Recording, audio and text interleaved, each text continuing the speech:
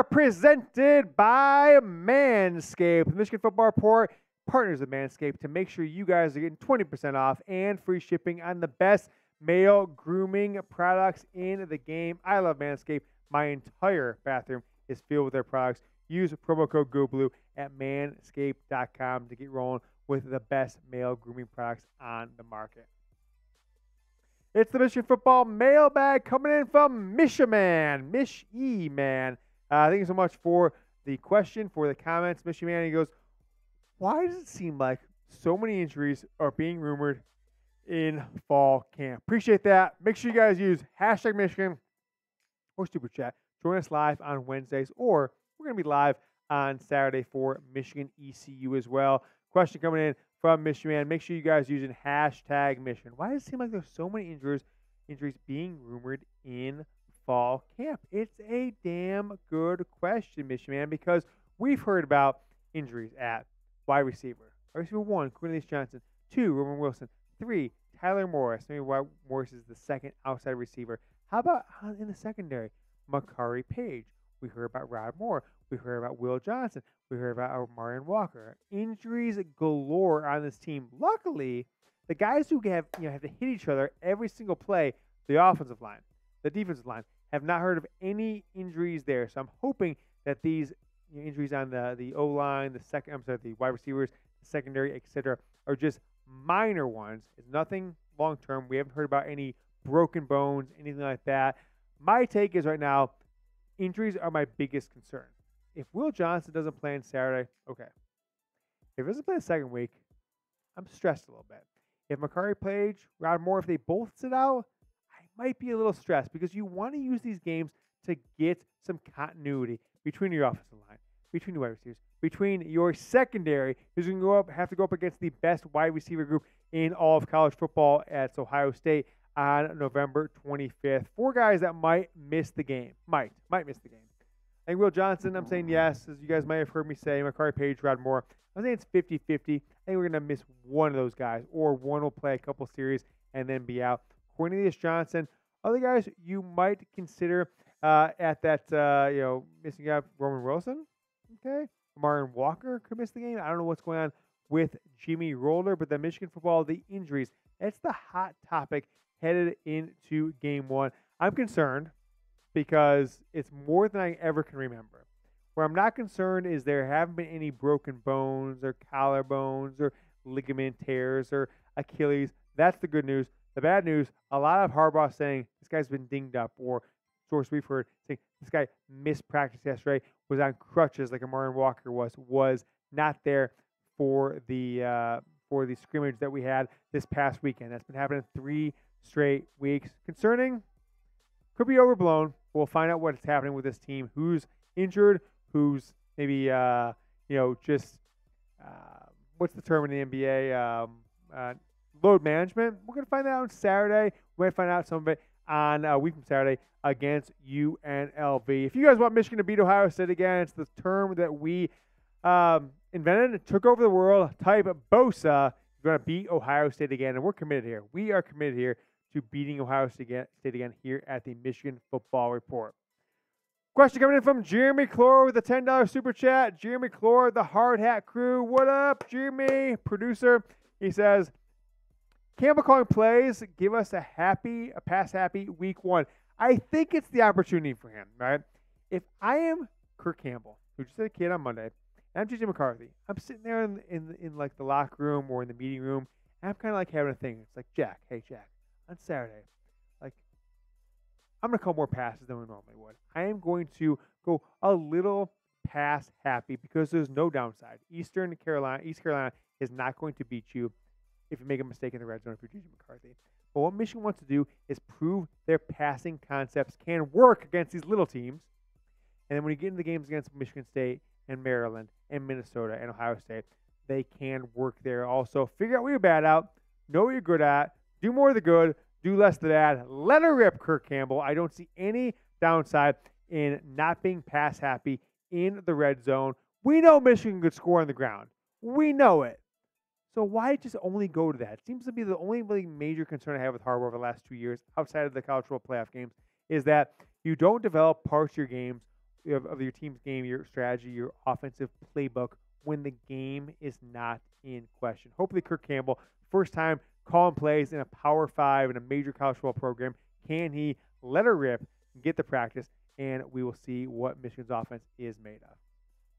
All right, game time here. Let's go. It is name a random Michigan football player.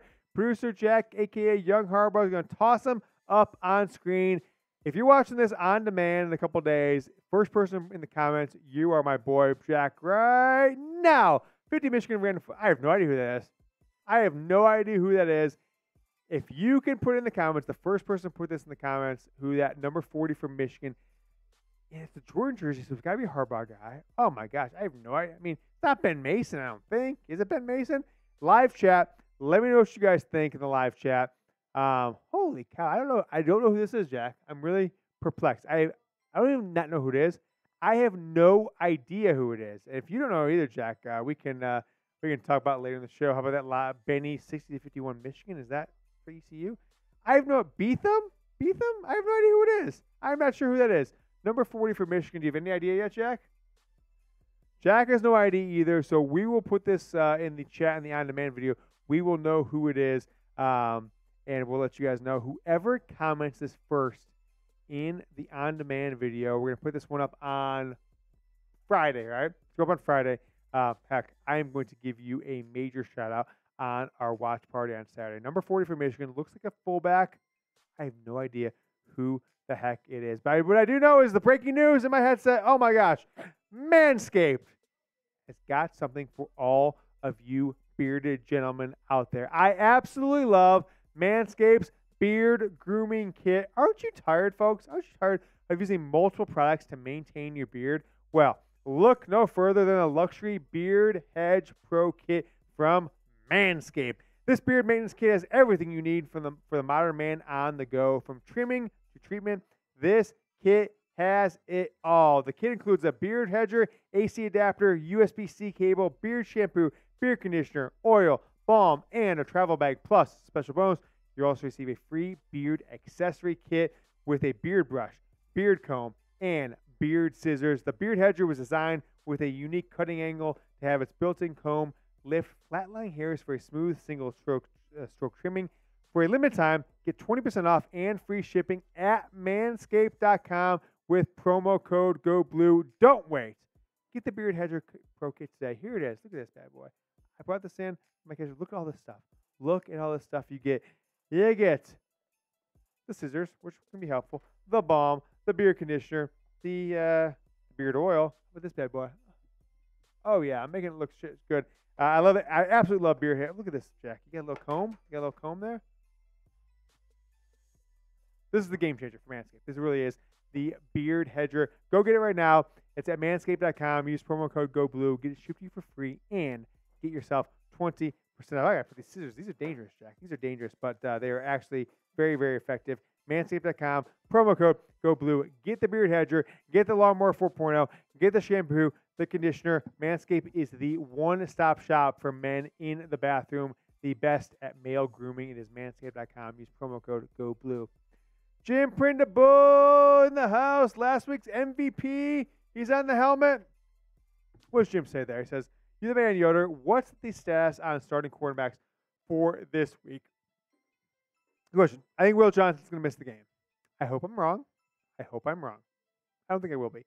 And that means that Mike Sainristil is going to go back and forth between the nickel cornerback spot that he's had over the last season, where he excelled at, and he's going to go on the outside, which he really didn't do last year, given Michigan was 3 cornerbacks deep with Jemon Green and Will Johnson, and, of course, DJ Turner. Jaden McBurrows, I think he's going to be in the starting lineup along with Josh Wallace. Those will be your 3 starters: Mike Sainristil, Josh Wallace, and Jaden McBurrows for Michigan. Will Johnson, I think, is injured.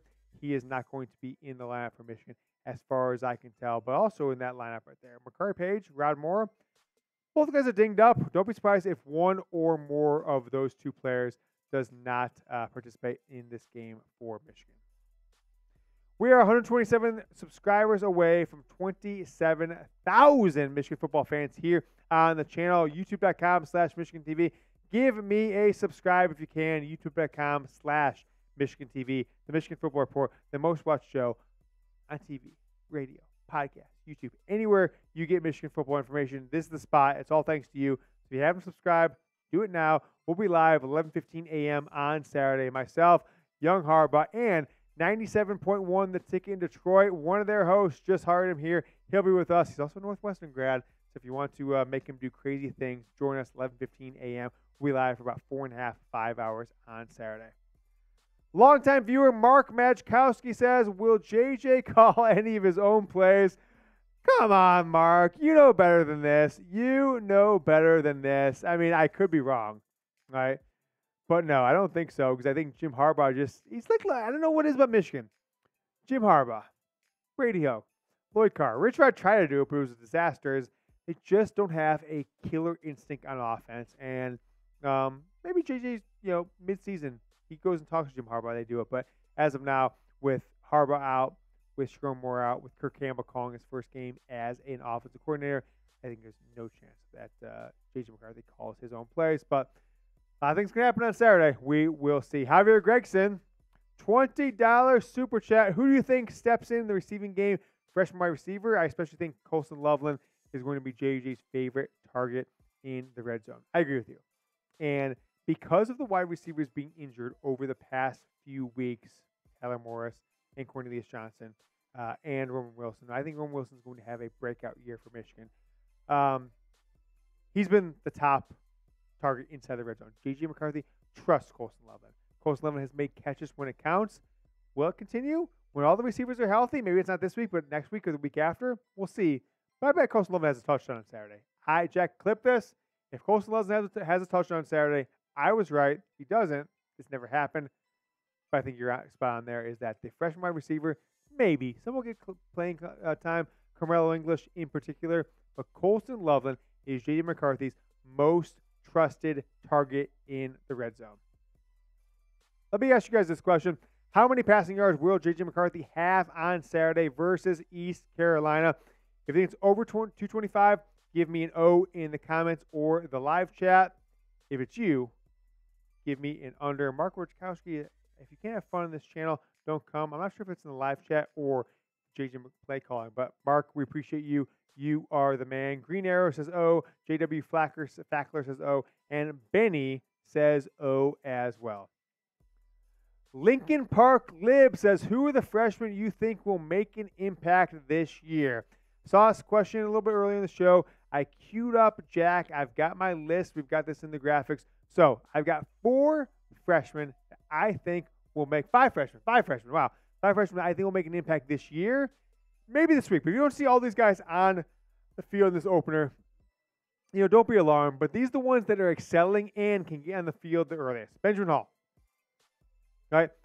Running back number 4, Jim Harbaugh said on Monday night, I think in a matter of weeks, he's number 3. I think he will be your starting running back in the 2024 season, unless Blake Corum or Donovan Edwards comes back for another season, which I don't expect them to do. Carmelo English stepped up. Samaj Morgan, Frederick Moore, he has emerged as the best of the freshman wide receivers. He will see playing time on Saturday. Jair Hill, big time commitment. Jack, we were live for his commitment, if you remember, back in, I think, January. Was it signing day? It might have been signing day in February or December. I can't remember. Jair Hill, maybe on Saturday. Right? Injuries to Will Johnson, potentially others. Eno Etta. Look at that guy. He is making plays on the defensive end. It's a deep defensive end line. He will be in the 2 deep next year, but as an impact freshman this year, expect to see him out on the field. And then I love this guy, Cameron Calhoun from Ohio, 3-star cornerback.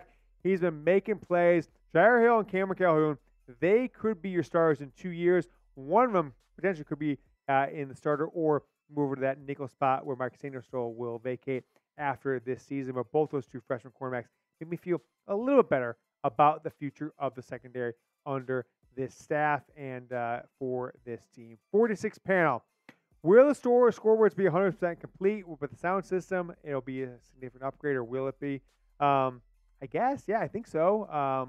No inside info on that one, unfortunately. I've just followed along like everyone in the public. Hopefully, it'd be kind of a,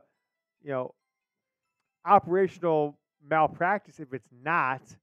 So if they are not ready to have those scoreboards, those big new scoreboards in each end zone ready on Saturday, I'm going to question Warde Manuel's ability to manage a big-time organization that is Michigan football and Michigan athletics. Mark Machkowski, how are Nugent and JJ getting along with the calling out the D and the blocking schemes?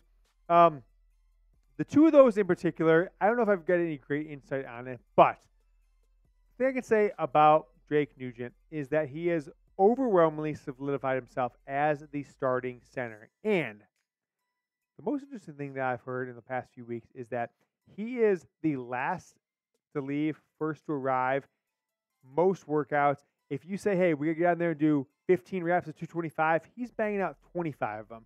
He is everywhere. The team loves him. He's a high-character guy, high-class kid, and I would assume that resonates well with JJ. So their relationship, I'm not sure of, but Drake Nugent as a player, he has resonated. I don't think, Michigan had the best center in college football last year, right? Oluwatimi. I don't think they're going to have much of a drop-off this year with Drake Nugent. That's how confident I am with him, his effort, and the coaching he's getting from Sharon Moore. Saturday is the place to be. It's here on the Michigan Football Report, 11:15 Eastern. We will be live for a 45-minute pregame show. It's me. It's Young Harbaugh, a.k.a. Jack Lauderay. We'll be live, and Jake Riepma from 97.1 The Ticket in Detroit. We hired him away from them. He's with us here. He'll be in studio as well to give some commentary if the mood strikes. He's also a Northwestern grad, got his master's there. If you want to see a Northwestern grad do stupid human tricks, join us. We'll have some things in store for Riepma. Saturday, 11:15, we'll be live the entire game as well, and then we'll do our live post-game show. So my face will be on camera for 5 hours straight. Come up on Saturday, youtube.com/Michigan TV. Last question, I think, maybe. Last question. Bill Graves, do you think will be more productive in causing turnovers this season? I hope, but I don't think so. No, I mean, it's not something that Jim Harbaugh teaches. Okay? He does not teach it as something that he wants his defensive coordinators to focus on. Michigan doesn't have those drills like some other colleges do. It's like, guy makes the catch, strip him away, right? It's there sometimes, but it's not a big focus. The focus of the Michigan defense in the post-Don Brown era is not giving up big plays and clamping down in the red zone. Have they passed? They passed. That's been the strength of this team. So what they focus on, they're strong at. Haven't been great at turnovers. When they get interceptions, it's guys making plays on the ball rather than some sort of schematic thing. So I would say no, because 2021, 2022, and 2023, it's not been a big focus. Thank you so much for the question, Bill Graves. We're live on Saturday, 11:15 Eastern, for about 4.5, 5 hours with the Michigan ECU watch party. Make sure you join us. Subscribe to the channel.